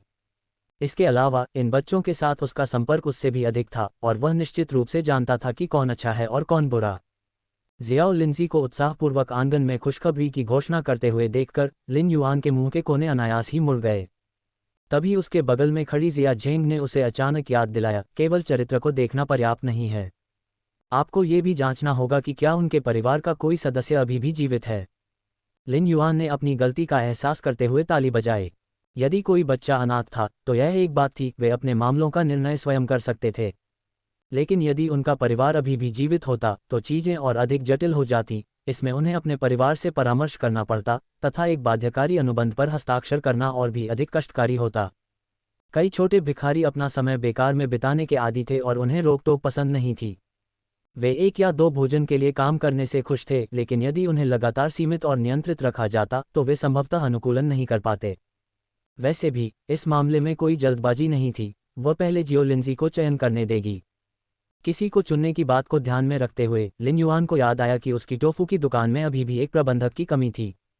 मूलतः वह नहीं चाहती थी कि जिया झेंग उस व्यक्ति को चुने, क्योंकि उसे डर था कि वह उसके टोफू बनाने के तरीकों को चुराने के लिए किसी अन्य जासूस को भेज देगा। हालांकि कुछ समय साथ बिताने के बाद लिन युआन की उसके प्रति सतर्कता काफ़ी कम हो गई थी, और वह कुछ हद तक उस पर निर्भर भी महसूस करने लगी थी। इसके अलावा जिन दिनों जिया झेंग लिन परिवार के गांव में मुफ्तखोरी करता था, उसने व्यवहारिक रूप से टोफू बनाने की पूरी प्रक्रिया उसे सौंप दी थी। फिर भी एक पूर्व समझौते के कारण जिया झेंग ने ये कला मुफ्त में सीखी थी और उसे अपने लिए टोफू बनाने वाला कोई व्यक्ति ढूंढने की हिम्मत नहीं हुई। इसमें कोई मदद नहीं थी, वह युवा लड़की लोमड़ी की तरह चतुर थी, उसका दिमाग नए विचारों से भरा हुआ था। उन्हें सचमुच डर था कि वह बदले की कार्रवाई में फूमन बिल्डिंग को बंद करवा सकती है। गांव वापस जाते समय लियू लिमिन असामान्य रूप से चुप थे, एक शब्द भी नहीं बोले। लेकिन उसकी आंखों को घूमते हुए, मानो किसी बात पर गौर से विचार करते हुए देखकर लिन युआन अंततः खुद को रोक नहीं सका और पूछा, आंटी, क्या आप कुछ सोच रही हैं? विचारों में खोई हुई लियू लिमिन ने पहले तो कुछ नहीं सुना और लिन युआन के कुछ बार पुकारने के बाद ही उसे होश आया। फिर भी युवा लड़की के सवाल के बारे में लियू लिमिन रहस्यमय ढंग से मुस्कुराए, उसके लाल होठों के कोने मुड़ गए। यह एक रहस्य है, मैं आपको नहीं बता सकती। सामान्य परिस्थितियों में वह अपनी चाची के रहस्य का कभी अनुमान नहीं लगा पाती, लेकिन आज स्थिति अलग थी। जिस क्षण वे टोफू की दुकान से बाहर निकले, उसकी चाची की आंखें प्रसन्नता से ईर्ष्या और षड्यंत्र में बदल गईं। यदि वह अपनी दुकान खोलने पर विचार नहीं कर रही होती तो लिन युआन को इस पर विश्वास नहीं होता। चाची, क्या आप अब भी मुझसे राज छिपा रही हैं? लिन युआन ने अपनी चाची की बाह में हाथ डालकर धीरे से हाथ मिलाया। मुझे पहले ही अंदाजा हो गया था चाची, आप एक दुकान की मालकिन बनना चाहती हैं और अपना खुद का व्यवसाय चलाना चाहती हैं, है ना? खांसी खांसी। लियू लिमिन ने सोचा कि उसकी छोटी छोटी योजनाएं अच्छी तरह छिपी हुई हैं, लेकिन उसने उम्मीद नहीं की थी कि वे उसकी भतीजी के सामने इतनी आसानी से उजागर हो जाएंगी। उसे थोड़ी निराशा हुई, फिर भी उसने रहस्यमयी ढंग से अपने होठों के कोनों को मोड़ते हुए कहा, लेकिन क्या तुम्हें पता है कि तुम्हारी चाची अपने मन में किस तरह की दुकान खोलने की योजना बना रही हैं? कैसी दुकान? लिन युआन वास्तव में इसका अनुमान नहीं लगा सका। एक रेस्तरां, कढ़ाई की दुकान, एक जनरल स्टोर, एक आभूषण की दुकान। उसने मार्शल आर्ट स्कूलों और अकादमियों के बारे में भी सोचा, लेकिन उसकी चाची ने सभी को मना कर दिया। आंटी, आप कौन सी दुकान खोलना चाहती हैं? कृपया मुझे बताओ। कृपया। लिन युआन ने जियो लिनशुंग से सीखी गई सभी चुलबुली तकनीकों का इस्तेमाल किया, लेकिन लियू लिमिन ने अपने विचारों को प्रकट करने से इनकार करते हुए केवल मुस्कुराकर कहा। उसकी चाची लेडी लियू से बिल्कुल अलग थी। यद्यपि लेडी लियू चतुर थीं, उनका स्वभाव सौम्य था और वे हमेशा अपने पति और परिवार को सर्वोपरि रखती थीं। वे अपनी जान बचाने के लिए कोई रहस्य नहीं रख सकती थीं। लेकिन उसकी चाची अलग थीं। उसके अपने विचार थे, और एक बार जब वह किसी बात पर मन बना लेती थी तो वह उस पर अडिग रहती थी, भले ही इस प्रक्रिया में उसे चोट लग जाए, लेकिन वह आसानी से हार नहीं मानती थी। ठीक वैसे ही जैसे उसने शादी करने से इनकार कर दिया था और बिना किसी चिंता के पूरे मोहल्ले में शादी कराने वालों को नाराज कर दिया था। फिर भी लिन युआन अपनी चाची के चरित्र की काफ़ी प्रशंसा करती थी। हालांकि उसे कभी जवाब नहीं मिला, लेकिन वह उस दिन का बेसब्री से इंतजार कर रही थी जब उसकी चाची अपनी दुकान खोलेगी और दुकान की मालकिन बनेगी। गाड़ी मुख्य सड़क पर आसानी से लिन के गांव तक पहुंच गई। हालांकि अपने घर पहुंचने से पहले उसकी मुलाकात लिन वेई और सड़क पर कुछ लोगों के समूह से हुई जो उत्सुकता से कुछ खोज रहे थे। यहां तक कि चीफसन और उनके कर्मचारियों को भी सतर्क कर दिया गया था, वे किसी बहुत महत्वपूर्ण व्यक्ति की तलाश में थे। जैसे ही लिन वेई ने लिन युआन को देखा, उसकी लाल आंखें एक बार फिर भर आईं। स्थिति स्पष्ट करने पर आमतौर पर शांत रहने वाली लिन युआन को अपनी रीढ़ की हड्डी में ठंडक महसूस हुई, उसके पैर कमजोर हो गए और वह लगभग जमीन पर गिर पड़ी। लिन युआन को वजन सहन करने के लिए संघर्ष करते हुए देखकर जिया झेंग ने तुरंत उसकी बांह का समर्थन किया और उसके कान में फुसफुसाया, पिताजी और माँ अच्छे स्वास्थ्य में नहीं हैं, अगर आप भी गिर गए तो मदद लेने कौन जाएगा? उनके शब्दों में जादुई शक्ति थी जिसने लिन युआन को पतन के कगार से वापस खींच लिया। अपने पिछले जन्म में वह इकलौती संतान थी और जल्दी ही घर छोड़ दिया था, तथा उसे कभी भी पारिवारिक खुशियां मनाने का मौका नहीं मिला। इस जीवन में उसे अंततः माता पिता और एक बहन मिली और वह उनसे बहुत प्यार करती थी, तथा उन्हें एक अच्छा जीवन देने के लिए धन कमाने पर अपना सारा ध्यान केंद्रित करती थी। जब उसने अचानक सुना कि उसकी बहन लापता है तो उसे सचमुच ऐसा लगा जैसे आसमान टूट पड़ा हो। यदि जिया झेंग की याद न दिलाई गई होती तो ये परिवार सचमुच बिखर गया होता। लिन युआन ने कृतज्ञता से उसकी ओर देखा, गहरी सांस ली और अपनी मानसिकता को समायोजित किया। जिया झेंग को पता था कि वह अभी भी मुश्किल से ही जीवित है और अभी तक पूरी तरह से ठीक नहीं हुई है। उसकी बांह को सहारा देते हुए उसने जल्दी से लिन वेई से स्थिति के बारे में पूछताछ की। हालांकि लिन वेई बेकार साबित हुई, वह लगातार दोहराती रही कि यह सब मेरी गलती है, मैंने अपनी बहन को खो दिया है, और उससे एक शब्द भी नहीं निकलवाया जा सका। सौभाग्य से खोज में मदद कर रहा एक युवक जो एक बिल्डर था, उसने उन्हें बताया कि क्या हुआ था। पता चला कि लिन वेई, जियाओ लिनशुंग और जियाओ शितोह के साथ मिलकर पोखर के पास नदी के घोंघे पकड़ रहे थे। उन्होंने अच्छा समय बिताया और काफ़ी संख्या में घोंघे पकड़े, लेकिन बाद में उन्हें एहसास हुआ कि वे जल्दबाजी में बाहर चले गए थे और घोंघों के लिए टोकरी लाना भूल गए थे। लिन वेई टोकरी लाने के लिए घर वापस दौड़ी, और जब वह ऐसा कर रही थी तो वह अपनी दादी और माँ को भी देखना चाहती थी जो घर पर सिलाई कर रही थी, इसलिए उसने कुछ देर तक उन्हें देखा। हालांकि कुछ देर तक निगरानी करना ठीक था, पोखर लिन युआन के घर से ज़्यादा दूर नहीं था, हाल ही में ज़्यादा बारिश नहीं हुई थी और पानी उथला था, फिर भी दुर्घटनाएं होती रहीं। जब लिन वेई टोकरी लेकर पोखर के पास लौटी तो उसे जियो लिनशुंग और जियो शितोह कहीं नहीं मिले। शुरू में तो उसने सोचा कि शायद दोनों कहीं और खेलने गए होंगे, लेकिन जब उसने पोखर के पास बिखरे नदी के घोंघे देखे तो लिन वेई का दिल अचानक बेचैन हो गया। उसकी छोटी बहन ने कहा था कि वह चाहती है कि उसकी बड़ी बहन उसके लिए रात के खाने में तले हुए घोंघे बनाए, तो एक पेटू के रूप में क्या वह घोंघे फेंकने को तैयार होगी? जिया झेंग की भौहें कसकर सिकुड़ गईं। हालांकि वह जियाओ लिनशुंग को लंबे समय से नहीं जानता था, फिर भी वह उसके स्वभाव को समझता था। खाने की शौकीन होने के अलावा वह छोटी लड़की समझदार थी और बिना कुछ कहे गायब नहीं होती थी। स्पष्टतः उसे शियाओ शितोह के साथ किसी ने अपहरण कर लिया था। पापा और मम्मी कैसे हैं? घटना के बारे में जानने के बाद लिन युआन कुछ हद तक शांत हो गया और जल्दी से लिन जियाक्सिन और उसकी पत्नी के बारे में पूछा। पिताजी तो ठीक होंगे, लेकिन लेडी लियू उस समय नाजुक हालत में थी और कोई भी परेशानी समस्या पैदा कर सकती थी। युवक ने सिर हिलाते हुए कहा, चीफ सन ने यह बात सिर्फ बॉस को बताई थी, किसी और को नहीं बताई। लिन युआन ने राहत की सांस लेते हुए सिर हिलाया जब बॉस ने लिन जियाक्सिन का जिक्र किया। आखिरकार वह एक पुरुष थे और परिवार के मुखिया थे, इसलिए उन्हें अंधेरे में नहीं छोड़ा जा सकता था। हालांकि ऐसा लग रहा था कि उन्होंने शायद लेडी लियू को इसकी जानकारी नहीं दी थी। सबसे जरूरी काम लापता बच्चों को ढूंढना था। जियाओ लिनशुंग और जियाओ शितोहू एक साथ गायब हो गए थे और यह स्पष्ट था कि उनका अपहरण कर लिया गया था। लेकिन सवाल यह था कि क्या यह महज बाल तस्करी थी या किसी के खिलाफ बदले की कार्रवाई थी। यदि यह बदला था तो क्या इसका लक्ष्य उनका परिवार था या लिन दाशुआन का परिवार। दरअसल लिन युआन के मन में पहले से ही एक संदिग्ध था, लिन दाशुआन। लेकिन आखिरकार वह जियाओ शितोहू का जैविक चाचा था, क्या वह अपने भतीजे का अपहरण करेगा। उस समय खबर सुनकर लिन वेई की तीसरी चाची दूर से लाल आंखों के साथ दौड़ती हुई आई और तुरंत चिंतित होकर पूछा, कैसा है? क्या वे मिल गए हैं? क्या वे मिल गए हैं? सबको सिर हिलाते देख तीसरी चाची फूट फूट कर रोने लगी, अपनी छाती पीटते हुए रोने लगी, मैंने क्या पाप किया है? ओह भूईजी, माँ को तुमसे बहुत दुख है। लियू लिमिन ने जल्दी से उसकी मुट्ठियां पकड़ लीं और उसे धीरे से सांत्वना दी। लिन युआन ने अपने होंठ काटे और सीधे लिन दाशुआन के घर की ओर चल पड़ी। जिया झेंग ने उसे अचानक भागते हुए देखा और जल्दी से उसका पीछा किया। लियू लिमिन और अन्य लोग भी यह सोचकर उसके पीछे दौड़े कि उसे पता चल गया है कि वे कहाँ हैं। लिन दाशुआन का घर मुख्य सड़क के ठीक बगल में था, लेकिन पुरुषों के अनुचित आचरण के कारण आंगन अविश्वसनीय रूप से गंदा और अव्यवस्थित था। लिन युआन ने पहले से ही जर्जर गेट को धक्का देकर खोला और चिल्लाते हुए अंदर घुस गया, लिन दाशुआन, तुम मेरी बहन को कहाँ ले गए हो? कई बार बुलाने के बावजूद लिन दाशुआन प्रकट नहीं हुआ। केवल जियोहे उलझन में दिखते हुए रसोई से बाहर चला गया और कमजोर स्वर में कहा, वह घर पर नहीं है। क्योंकि जियोहे को पहले भी लिन युआन ने बचाया था और उसके घर पर खाना खाया था, इसलिए आमतौर पर मितभाषी जियोहे ने लिन युआन को जवाब दिया, तुम्हारी माँ कहाँ है? जियोहे को बाहर आते देख लिन युआन ने मानो अपनी मुक्ति के लिए आखिरी सहारा ढूंढते हुए उत्सुकता से उसके कंधों को पकड़ लिया और पूछा। जियोहे को पकड़ से कुछ दर्द महसूस हुआ और उसने अजीब तरह से अपने कंधे हिलाए। लेकिन जो चीज़ उसे अधिक डराती थी वह था डर। उसने एक क्रोधित लिन युआन को देखा था, एक लिन युआन जो लोगों को पीटता था, लेकिन उसने कभी लिन युआन को लाल आंखों के साथ रोते हुए नहीं देखा था। वह खेतों में चली गई है। क्या गड़बड़ है?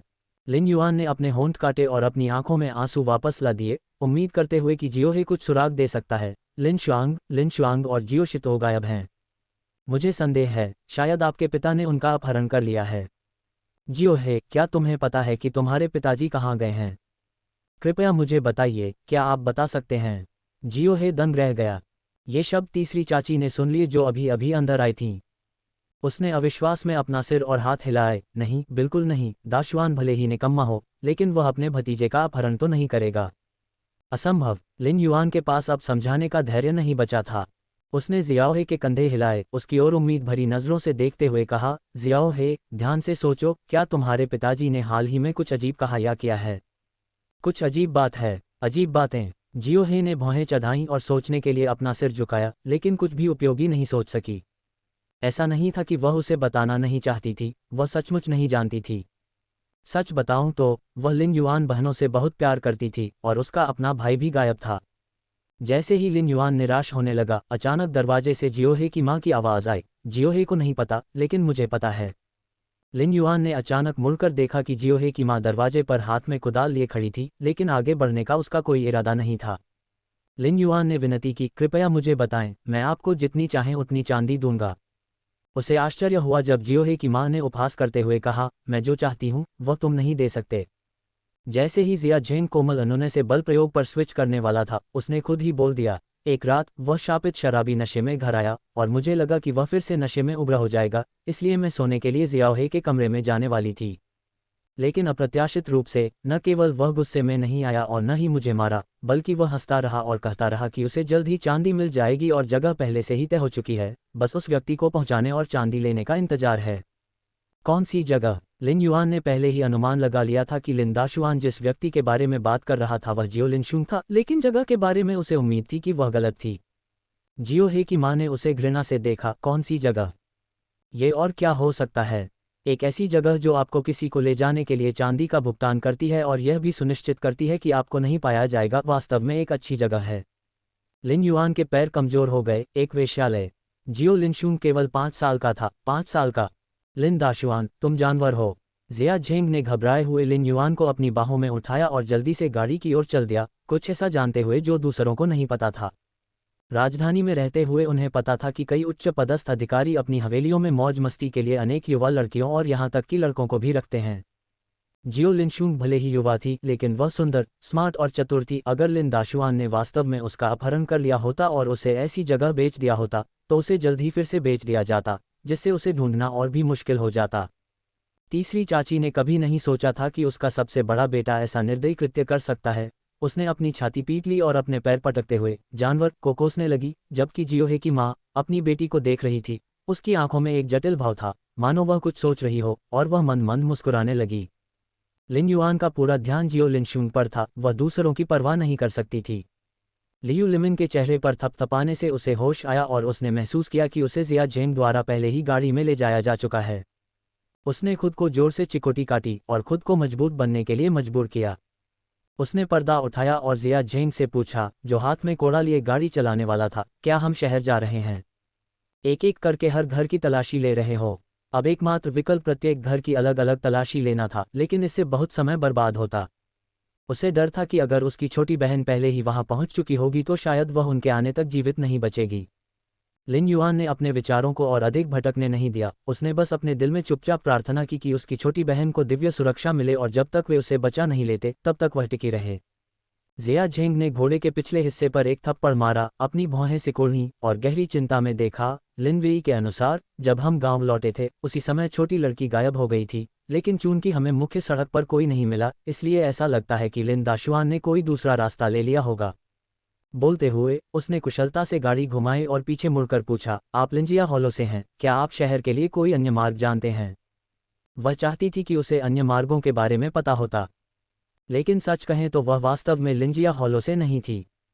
लिन युआन ने अपना दिमाग खपाया, मूल मेजबान की यादों से कुछ सुराग निकालने की कोशिश की, लेकिन अफसोस कोई सुराग नहीं मिला। जैसे ही चिंता चरम पर पहुंची, लैन हुआ दौड़ता हुआ आया, गाड़ी का डंडा पकड़े हुए, इतना हौंफ रहा था कि बोल नहीं पा रहा था, हाथ में कड़ाई वाला जूता लहराते हुए, और आग्रहपूर्वक बोला, ये मेरे भाई ने इसे पाया है। जिस समय जियो लिनशुन लापता हुआ, लिन चांग किंग लिन जियाक्सिन के साथ कौशल सीख रहा था और तुरंत लोगों के साथ खोज करने के लिए निकल पड़ा। छोटे कढ़ाईदार जूते को देखकर लिन युआन की आंखें चमक उठी। जूते का मतलब था लीड होना। ये कहाँ मिला? लैन हुआ ने उस दिशा की ओर इशारा किया जहां से वे आए थे। वहां मेरे भाई ने लोगों को शहर के हर रास्ते की खोज करने के लिए भेजा और यह उन रास्तों में से एक पर पाया गया। ये सुनकर जिया झेंग ने तुरंत गाड़ी को लैन हुआ द्वारा बताई गई दिशा में चला दिया। ये कहना होगा कि हालांकि लिन दाशुआन शराब का शौकीन था, वह एक चतुर और सावधान व्यक्ति था। उन्होंने एक संकरा, कठिन रास्ता चुना जिसके दोनों ओर जंगली घास उगी हुई थी। यदि लिन चांग किंग सावधान नहीं होते तो वे संभवतः जियो लिनशुन के कड़ाई वाले जूते को चूक जाते। रास्ते की कठिन परिस्थितियों को देखते हुए गाड़ी से आगे बढ़ना असंभव था। जिया झेंग ने बिना कुछ कहे जल्दी से गाड़ी की लगाम खोल दी। काठी और अन्य उपकरण ढूंढने का समय न मिलने पर वह घोड़े की पीठ पर चढ़ गया।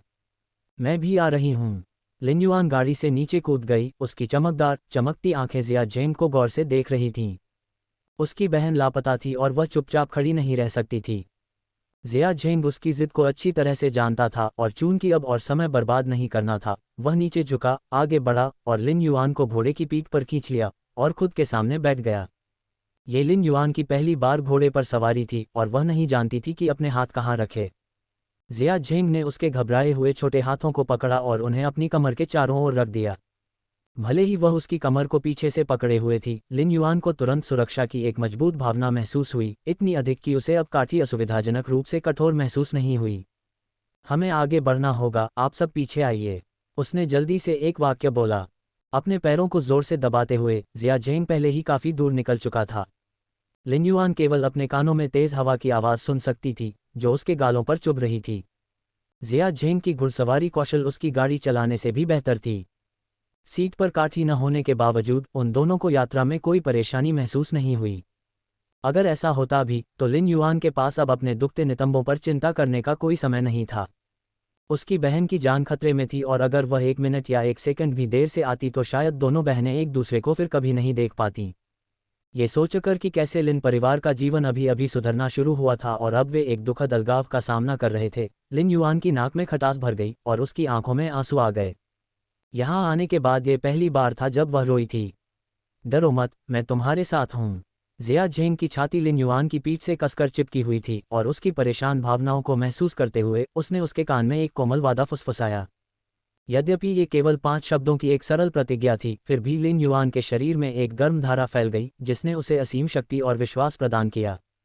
उसके यहाँ होने से उसकी छोटी बहन ठीक रहेगी, उसके यहाँ होने से उनका परिवार कभी नहीं टूटेगा। लिन दाशुआन को देखे बिना काफी देर तक सरपट दौड़ने के बाद छोटे रास्ते पर बने पैरों के निशानों से पता चला कि कोई सचमुच वहां से गुजरा था। इस डर से कि लिन दाशुआन घोड़ों के खुरों की आवाज सुनकर छिप सकता है, लिन युआन ने दर्द सहन किया और जिया झेंग को धीमा करने के लिए कहा, जिससे वह और भी चिंतित हो गई। जैसे ही उसने चारों ओर देखा, जिया झेंग ने अचानक लगाम खींच ली, उसकी भौहें थोड़ी सिकुड़ गईं और उसने अपनी नज़र रास्ते के किनारे उगे हुए खरपतवारों के एक टुकड़े पर घुमाई। लिन युआन, जिसकी सुनने की क्षमता कम थी, ने चुपचाप सुना और ऐसा लगा जैसे उसे फुसफुसाहट की आवाज़ सुनाई दे रही हो। वहाँ कोई था। लिन युआन को घोड़े से उतरने में मदद करने के बाद जिया झेंग ने लापरवाही से एक छड़ी उठाई और सावधानीपूर्वक खरपतवार को अलग किया। जब उसने अंततः अपने सामने आकृति को देखा तो उसे आश्चर्य और निराशा दोनों महसूस हुई। उसने सोचा था कि वे लिन दाशुआन को जियो लिनशुन को बंदी बनाकर पकड़ेंगे, लेकिन इसके बजाय ये जियो शितोह था जिसे उसके साथ अपहरण कर लिया गया था। जैसे ही उसने देखा कि किसी ने उसे ढूंढ लिया है, मुंह बंद किए हुए जियो शितोह तुरंत फूट फूट कर रोने लगा। जिया झेंग ने जल्दी से उसे घास से बाहर निकाला और तभी लिन युआन ने देखा कि जियो शितोह के कपड़े उतार दिए गए थे। उसकी कमीज को उसके हाथों को बांधने के लिए रस्सी के रूप में इस्तेमाल किया गया था और उसकी पैंट को उसके पैरों को बांधने के लिए इस्तेमाल किया गया था और उसके अंडरवियर को गोल करके उसके मुंह में ठूंस दिया गया था। आखिरकार वह सिर्फ 6 साल का बच्चा था जो आज ऐसी कठिन परीक्षा से गुजर रहा था। लिन युआन को देखकर जियो शितोह ने खुद को उसकी बाहों में फेंक दिया और जोर से रोया, बार बार पुकारते हुए, जियो याया को चाचा ले गए थे। चाचा बहुत बुरे हैं, बहुत बुरे हैं। बहन युवान, कृपया जियो याया को बचाओ। मैं उसे नहीं बचा सकता। मैं बेकार हूँ, मैं उसे नहीं बचा सकता। तो ये पता चला कि जियो शितोह डर के कारण नहीं रो रहा था, वह लिन दाशुआन से जियो लिनशुन को बचाने में सक्षम न हो पाने के लिए आत्मदोष के कारण रो रहा था। लिन युआन की नाक भावना से भर गई जब उसने उसे दिलासा दिया, रो मत, मैं अब जियो याया को बचा लूंगी। क्या तुम्हें पता है कि तुम्हारे चाचा उसे कहाँ ले गए थे? जियाओ शितोह ने रोते हुए कहा, उसने ली नामक किसी जगह के बारे में बात की और बहुत सारी चांदी के बारे में कुछ बताया। चाचा ने यह भी कहा अगर मैं लड़की होती तो उन्हें 2 गुना पैसा मिल जाता। जिया झेंग ने अपनी मुट्ठियां इतनी कसकर भींच लीं कि उनमें से चटकने की आवाज़ आई। वह गुस्से से उबल रहा था। लिन दाशुआन अपने भतीजे को भी बेचने को तैयार था। क्या वह अब भी मनुष्य था?